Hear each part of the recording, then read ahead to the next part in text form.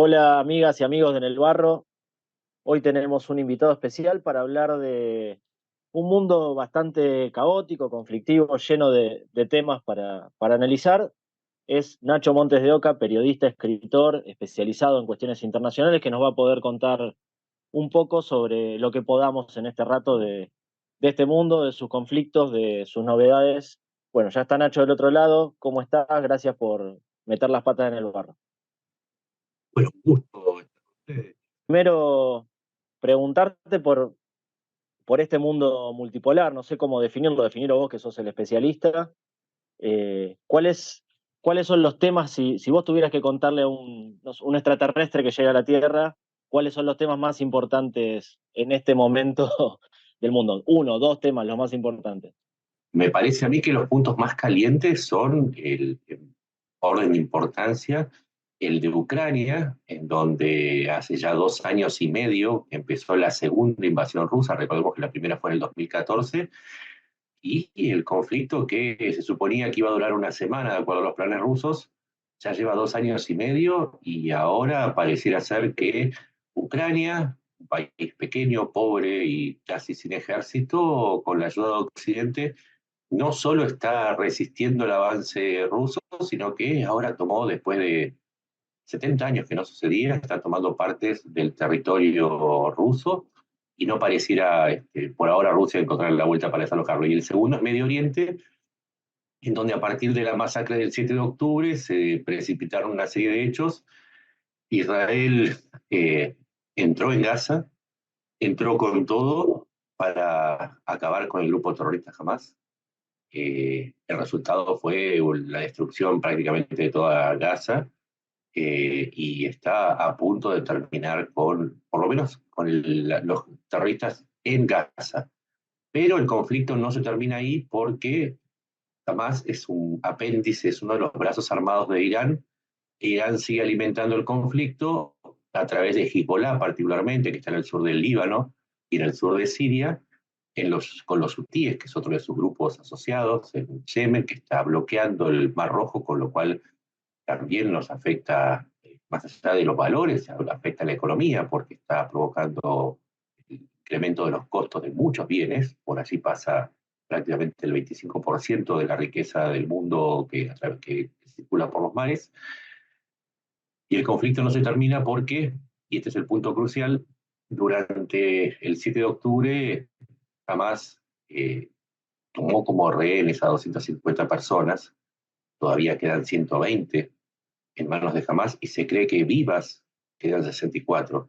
De manera que el conflicto sigue escalando, más allá de que hay otros conflictos en curso en otros lugares del mundo. En África tenemos el Sahel, en la zona donde se encuentra el Sahara, con la parte, digamos, tropical de África.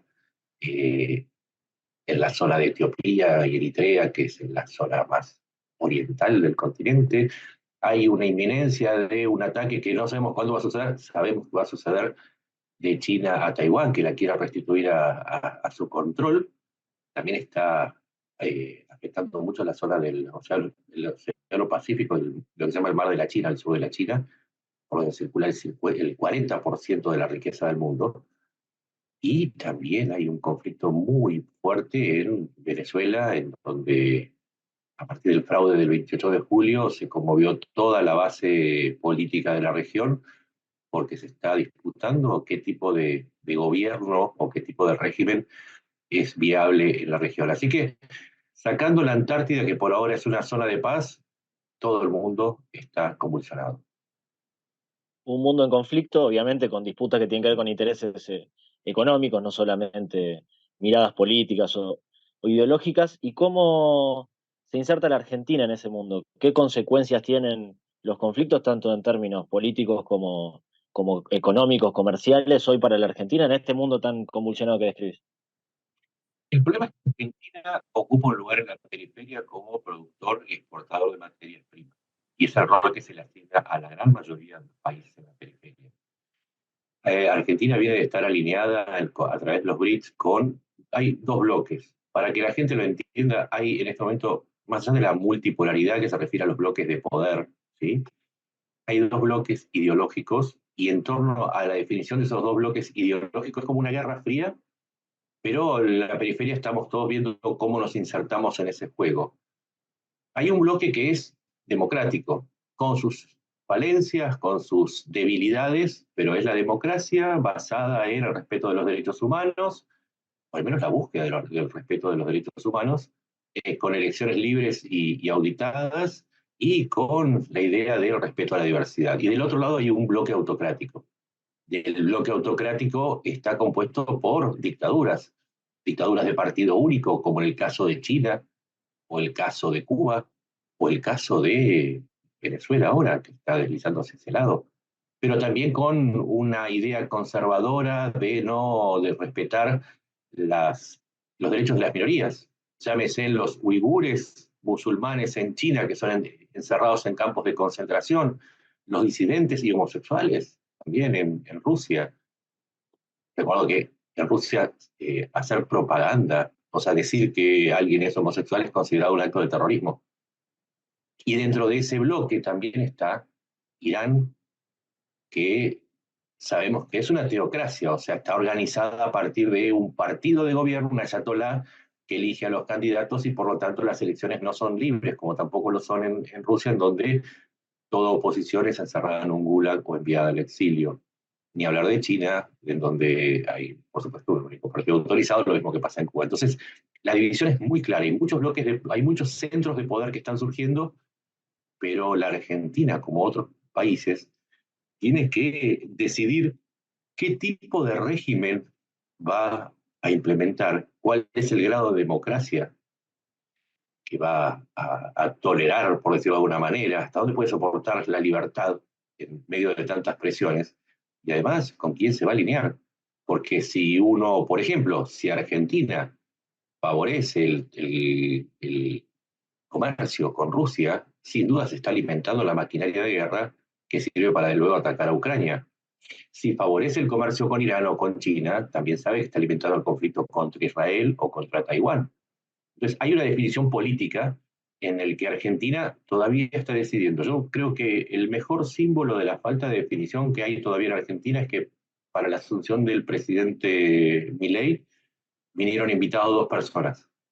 Uno fue Volodymyr Zelensky, presidente de Ucrania, y el otro fue Víctor Orbán, el principal aliado de Vladimir Putin en Europa. Argentina siempre pivotea en una tercera posición tratando de vender materias primas, pero creo yo que en algún momento va a haber que tomar una definición muy fuerte. Si bien políticamente estamos alineados con Occidente, todavía falta organizar nuestro comercio para saber si vamos a disfrutar de los beneficios que ofrecen las democracias o vamos a seguir fluctuando con la venta a dictaduras que en definitiva terminan utilizando esas materias primas que nosotros les ofrecemos con fines externos e internos que no son los que coinciden con nuestra idiosincrasia. Así que todavía estamos en una etapa de definición. No hubo una definición fuerte, salvo nombrar jamás organización terrorista y con eso afectar a Irán. Falta mucho todavía para que Argentina esté alineado, como por ejemplo estuvo alineada en el año 91 cuando se sumó a la coalición que desalojó a Saddam Hussein de Kuwait. Ahí sí hubo un alineamiento claro. Pero hoy somos eso, somos un país proveedor en la periferia que está pivoteando entre estas dos alianzas. Es parte de la historia también de nuestro país y es casi una necesidad, ¿no? Tener que comerciar con distintas partes del mundo. Sí. De hecho, nosotros éramos uno de los principales vendedores y proveedores de granos de la Unión Soviética, mientras adheríamos a Estados Unidos y enviábamos tropas para combatir a la izquierda en Centroamérica. Por eso yo calificaría a la historia argentina, a la política argentina en el exterior como presa de una constante oligofrenia. Sí, sí, una debilidad estructural también en términos económicos. O sea, Es que solamente ser proveedor de materias primas al mundo te obliga a tener que comerciar en ciertas condiciones en distintos contextos. sí, eso es criticable también porque en el caso de Brasil, cuando fue la Segunda Guerra Mundial, no solamente se alineó, sino que puso bases y envió tropas, Quizás algunos no saben que en Montecassino, la batalla de Montecassino, había un batallón de brasileños. En el norte de África hubo batallones brasileños, hubo una parte de la fuerza brasileña que combatió contra los nazis. ¿Y cuál fue el beneficio? Cuando vino el Plan Marshall, Brasil aprovechó para industrializarse, mientras que Argentina recibió un boicot y no podía recibir bienes industriales, con lo cual sufrió un proceso de desindustrialización, aunque intentó hacer un desarrollo autónomo. Y el mejor ejemplo se lo puedo poner, por siempre pongo un ejemplo, es todo muy teórico. Cuando Argentina ya no pudo recibir material moderno, de material militar, porque éramos considerados parte de la esfera nazi, quisimos desarrollar el Pulqui 1 y el Pulqui 2, primero con la asistencia del francés Durotin y después con la asistencia del alemán Kurt Tank. Pero claro, ninguno de los aviones fue fabricado en serie porque no teníamos los medios, y cuando lo podíamos producir nos regalaron un montón de aviones F-86 Sabre y se acabó el sonido de los Pulqui. Y eso es una excelente metáfora de lo que es Argentina. Argentina intenta armar una tercera posición, pero hasta el momento no ha tenido éxito. Bien, y más allá de los intereses económicos y la estructura y las relaciones económicas, ¿cómo ves esta coyuntura más en términos políticos e ideológicos del posicionamiento de nuestro presidente, que parece ser una novedad en términos globales, esta idea del anarcocapitalismo, las ideas libertarias? ¿Qué efecto tienen en el resto del mundo y qué posibilidades o obstáculos nos abren? Lo que sucede es que más allá de las declaraciones, hubo una instancia clave en la que Argentina podría haberse definido, e insisto, sigue sin definirse, cuando hubo que hacer frente al vencimiento del swap por 16.000 millones de dólares, hubo que tomar una decisión respecto a China.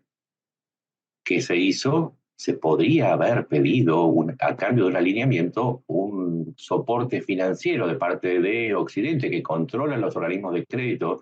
El Fondo Monetario y cualquier organismo de Bretton Woods están dominados por Occidente, ¿sí? Por la cantidad de votos que tiene. Pero se decidió que la balanza comercial, al ser China nuestro segundo comprador de grano, de carnes y de otras materias primas, que había que hacer una excepción, y el anuncio de que no se iba a negociar con dictaduras quedó en la nada. Vuelvo a lo que decía. Yo creo que el presidente Milei tiene toda la intención de alinearse con Occidente, pero no hay una política de sustitución de aliados que permita hacer ese cambio efectivo, precisamente porque es tan densa la matriz de dependencia que tiene Argentina de estos múltiples socios, que las intenciones existen, pero no necesariamente se están traduciendo en un incremento, por ejemplo, del comercio con Occidente. Si uno va a la balanza comercial desde diciembre hasta hoy, se movió muy poco. Seguimos siendo socios de Brasil y de China y luego de Estados Unidos y la Unión Europea. En ese orden de prioridades de la economía, uno se da cuenta que la matriz sigue sin cambiar. Hay una intención, eso seguro, pero todavía no le han encontrado la vuelta porque los mercados son muy hostiles a la Argentina, particularmente por nuestra incapacidad de cumplir, y esto va más allá de mi ley, por nuestra incapacidad de cumplir con los compromisos. Cambian los gobiernos y cambian las políticas. Recordemos, hasta diciembre del año pasado, Argentina estaba alineado no solamente con Rusia, sino con China, y le habían ofrecido hasta a Putin ser la puerta abierta para América Latina. El problema no es mi ley, el problema es que somos poco creíbles en cuanto a nuestros cambios. Y ese es un enorme problema que va más allá de esta presidencia. Sí, el tema quizá de la inestabilidad o las transformaciones constantes, los cambios de gobierno también, ¿no? Constantes. Y en ese sentido, te pregunto por la personalidad de Milei, porque hablando de inestabilidad tampoco queda del todo claro en qué sentido el presidente está centrado, tiene cierto, por lo menos te digo cómo lo ve la opinión pública, para no hacer juicio de valor sobre Milei, que no lo conozco y tampoco me parece válido. La gente lo ve como alguien inestable. La gente, en algunos casos uno habla con eh, personas de los mercados, con gente de la política, distintos actores lo ven como alguien inestable, y él además hace de alguna manera gala de eso, ¿no? Se pelea con todo el mundo, va al frente, algo que puede ser una potencia para él también tiene su contracara. Eso ayuda para para estos posicionamientos a nivel global? No, no, precisamente porque, y acá es la cuestión práctica, para darte, no es una opinión mía.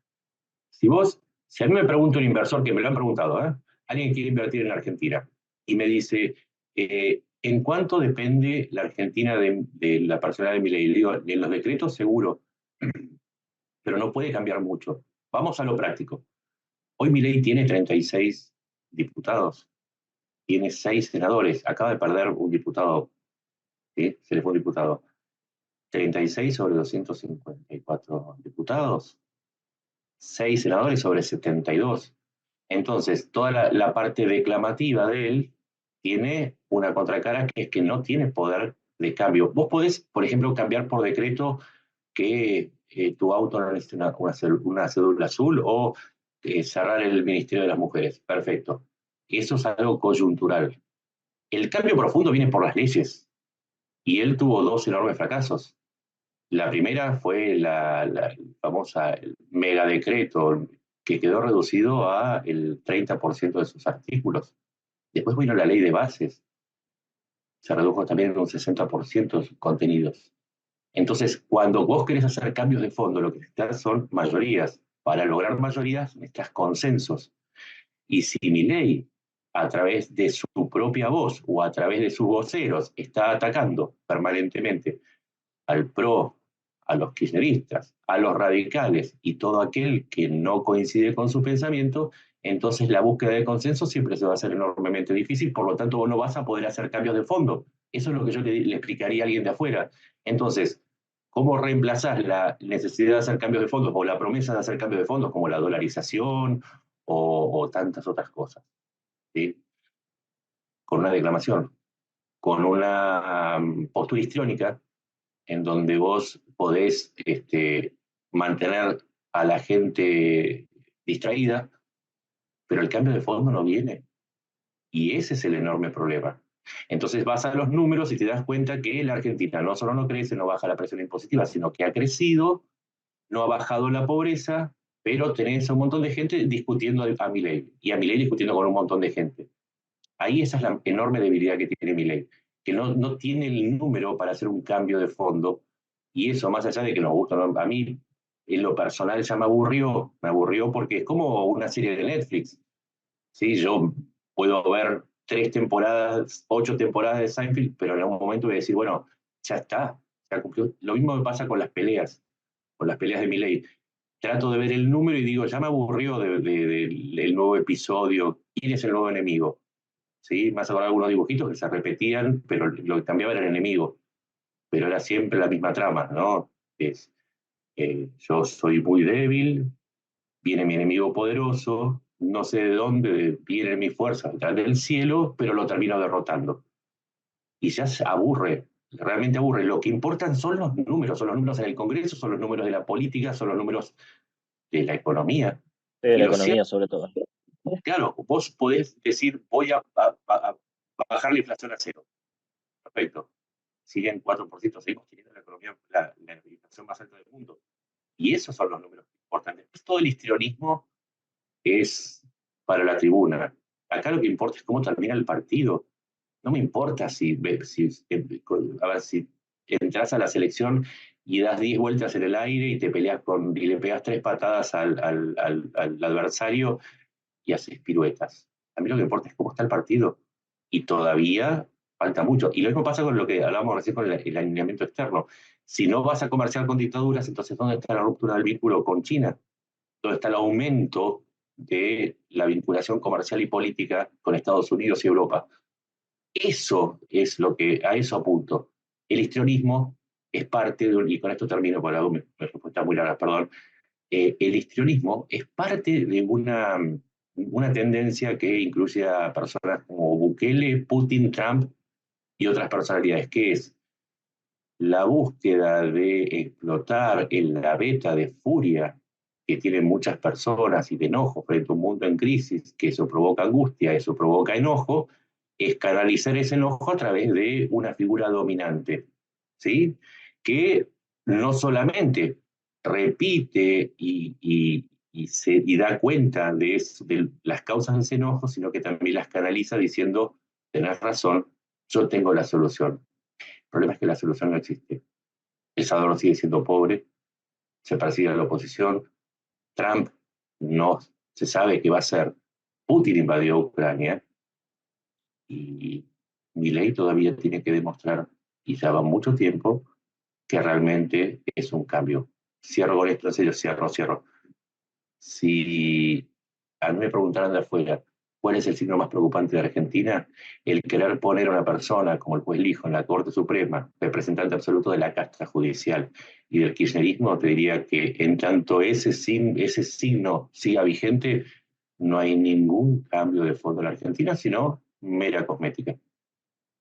Bien, sí, sí, además la hiperpersonalización del líder y la hiperexposición termina dejando muy en evidencia a veces contradicciones que son inevitables, ¿no?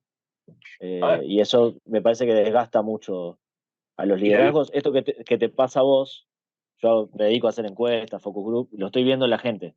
Gente que decía, lo amaba a Milei antes, me parecía genial, y ahora me está empezando a cansar, me está empezando a aburrir, en algunos casos los está empezando a enojar, porque sienten que más allá de todo lo que hace Milei, la pelea que da, que por ahí lo bancan, les está pidiendo un esfuerzo muy grande y no están viendo resultados. Que eso es, el partido se define en términos bilardistas siempre, me parece. Los argentinos somos más, en la práctica, bilardistas que menotistas, y está empezando a faltar eso por ahí.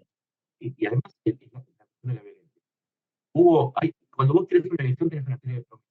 Y vos no votás solamente para cumplir determinadas promesas materiales o fácticas, porque votás político, sabes que o te están mintiendo o quizás no lo va a poder hacer.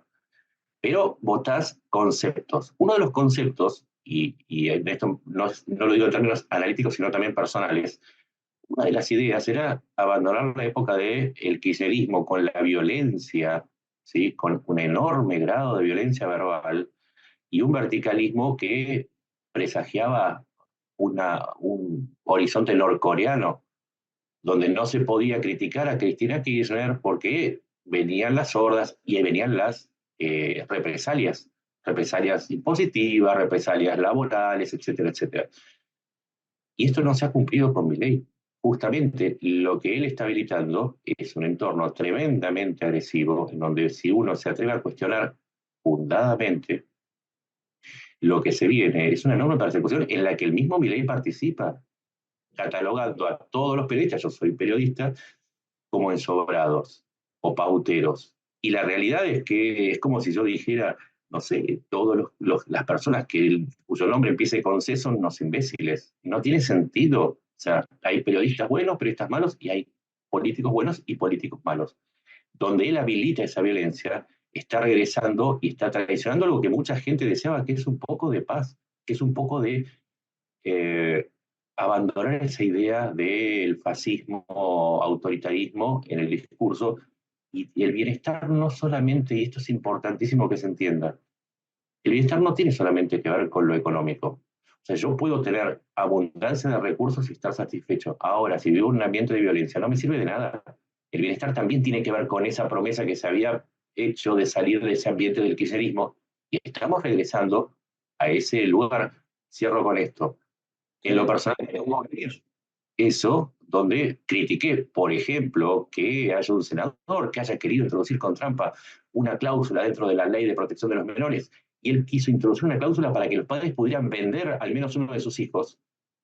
Y lo que me valió no solamente fueron críticas personales, sino que me llamaran con el viejo meado, lo cual es una estupidez, porque yo estaba fundamentando mi oposición. No estaba, o sea, estaba defendiendo valores, no lo estaba ni siquiera atacando a mi ley. Ese ambiente que hoy se vive en Argentina, se supone que lo íbamos a dejar atrás y que por eso eh, nos habilitó el triunfo de Massa. Y sin embargo sigue. Y es una tradición muy fuerte y no tiene que ver con lo económico, y diría que es mucho más económico porque se puede recuperar en la Argentina, pero no queremos regresar a las épocas de la violencia, porque a la violencia verbal le sigue la violencia directa. Y de ahí se sale más difícilmente, es mucho más difícil salir de eso que de una hiperinflación.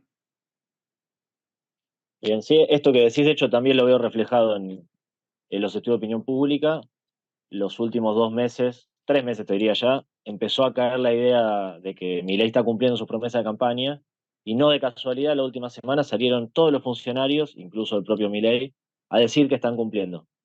Casi todas las intervenciones públicas que hacían los medios trataban de reforzar la idea de que sí estamos cumpliendo, y como decís vos, no solo las promesas económicas, sino las promesas políticas, morales, en general, ¿no? Como tratando de rebatir esta percepción que se está generando. Claro, porque cuando vos estás en una época, a ver, nosotros venimos en una época de crisis, ¿sí? De dos crisis seguidas. Una fue la del COVID y la segunda fue de la pandemia, para que te la dicen. Y la otra fue la crisis económica por la competencia electoral, en donde Massa gastó cantidades inmensas de dinero para tratar de ganar y no lo logró. 16.000 millones de dólares dilapidados en la nada. Fueron dos crisis sucesivas en las que la hiperinflación potenció los efectos de la primera de la pandemia. Cuando vos atravesás esas crisis, obviamente lo que se genera es una angustia y estás pidiendo un nuevo ordenamiento. Sabés que el anterior no funciona, pero tenés la esperanza que el nuevo ordenamiento te va a traer bienestar. No digo pujanza económica, bienestar, que es un término mucho más amplio. Y es ahí en donde está fallando. No tiene que ver con que me bajes la inflación. A mí no me importa la inflación en última instancia si a cambio de eso tengo que perder, por ejemplo, la libertad de opinar, porque tiene que ver con las libertades básicas: opinar, transitar, comerciar. Entonces, el cumplimiento es mucho más grande que lo económico. No se trata, a ver, es el Office, no es el Excel, es también el Word, ¿sí? No es el PowerPoint, es también el Word. Contame un poco cómo lo vas a hacer. Ya no interesa la promesa. Y esa es la otra cuestión. Pasaron 10 meses. La luna de miel son 6 meses por convención. Ya es hora de ver dónde se cumple lo que se llamaría el contrato básico. Es un contrato, no es una contratación, es un contrato mucho más amplio que lo económico. Quizás lo que vos percibís es precisamente eso, que se perdió la esperanza que se había generado. Y lo último, cuando Milei ganó, no ganó él, ganó un concepto mucho más amplio porque él había sacado un 29% de los votos. Para llegar al 56 tuvo que tomar conceptos, no solamente votos, de otras fuerzas. Y esas otras fuerzas, lo que proponían, no estaba centrado en lo económico, sino en los valores. No era el liberalismo, era una idea de abandonemos esta época de violencia verbal, de enfrentamiento. Y ese plus que logró para ganar no lo está considerando. Y yo creo que es muy fuerte en ese segmento el cansancio. Por supuesto, siempre hay fanáticos, pero hay un cansancio muy fuerte de la gente que dijo: te presto mi voto para hacer un cambio, y en definitiva se da cuenta que el cambio es incompleto, imperfecto y se ha tardado mucho. Nacho, te hago la última, te saco de Argentina. Tuvimos esta semana el debate Trump-Harris. Primero sí me interesa saber cómo viste el debate. Para mí hubo un montón de momentos desde la comunicación política súper interesantes, pero ¿cómo viste en general el debate? ¿Cómo crees que va a seguir el desarrollo de la campaña? No te voy a preguntar qué va a pasar porque es No, imposible saberlo, pero sí la importancia que tiene para Argentina. Se supone que desde el gobierno está muy atentos a lo que pueda pasar en la elección en los Estados Unidos. ¿Vos cómo ves ese proceso? a ver, creo que el debate ya lo tenía perdido empezar por lo que el planteo que hizo. Sí, porque el planteo que él sostuvo desde el primer debate que ganó objetivamente con Biden era una postura de yo soy un ganador. Con el cambio de Harris se le conmovió toda la base electoral y la base conceptual. Ya no podía decir que del otro lado tenía a una persona que no estaba en condiciones de gobernar, ¿sí? Por la edad. Y no cambió su discurso. Y ahí es donde empezó a perder. La realidad es que fue un desastre para Trump. Y lo voy a poner en dos puntos muy concretos. Primero, el yerro principal, que fue decir que los haitianos están comiendo los gatos. Para mí ahí terminó por perder porque primero porque es falso, ¿sí? 3 días antes yo había publicado la refutación de la policía de Springfield diciendo que era imposible, que eso no sucedía. Y A además, una, perdón, te agrego algo. Los gestos de ella, mientras él decía eso, fueron impecables, ridiculizando el argumento, solo con las caras, con la sonrisa, que además pareció muy espontánea, quizás lo fue. Es que para mí tuvo la estrategia correcta, que fue la de pararse fuerte en su postura, hablar hacia el futuro, mientras Trump hablaba hacia el pasado. Eso es que fue otro error grave. Y el segundo error también lo cometió por no salirse de su postura, cuando dijo, nos están mandando lo peor al referirse a los inmigrantes. Vamos a los números. Estados Unidos tiene un 46% de población WASP blanca, sajona, si se quiere, ese es el núcleo clásico estadounidense, pero después tiene un 26% de latinos. Y tiene un 16% tiene un 8% de asiáticos. Es decir, su base electoral, lo que le falta para ganar, la despreció, porque generalizó que todo lo que viene es escoria. Entonces, yo, inmigrante en Estados Unidos, digo, está diciendo que yo soy una escoria, que soy de lo peor, y además que van a deportarme, o van a deportar a mi gente, o no voy a poder traer a mi gente.